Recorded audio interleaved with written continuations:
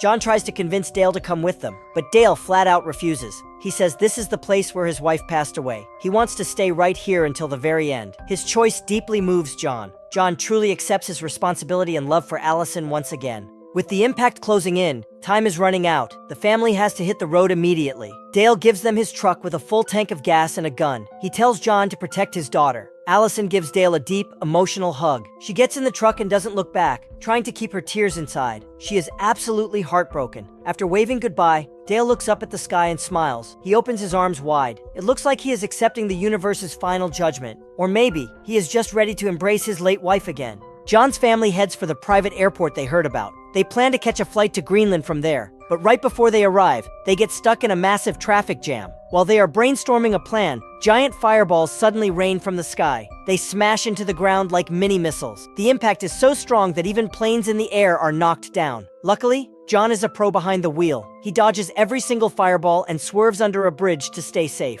On the way, he even rescues another driver trapped in a nearby car. By nightfall, the fire rain finally ends, and they get back on the road. The radio is broadcasting the latest updates. More and more places around the world are being hit by meteorites. The fiery clouds in the sky are growing larger and larger. There are only 6 hours left until the planet-killer meteorite strikes. When it hits, the Earth's surface will suffer a massive explosion. Over 75% of all plants and animals will be wiped out. They keep searching for the airport along the way. Finally, they see a plane taking off in the distance and know they are almost there. But they arrive too late. Only one plane is left on the runway, and its engines are already roaring. John knows this is their last shot, so he decides to go for it. He drives his truck directly onto the runway to force the plane to stop. Finally, John's family boards the plane. The three of them can finally relax, and they fall into a deep sleep. After flying all night, the sky begins to brighten. The long-awaited Greenland finally comes into view. They see lush greenery, glaciers, and fresh water. In the near future, they will build a new home here. Suddenly, a fragment crashes nearby, and the shockwave hits the plane. The plane instantly loses most of its power. Fortunately, it's not completely out of control. The pilot uses his expert skills to land the plane safely, though he dies in the process. The group has no time for sadness and sprints toward the shelter. On the way,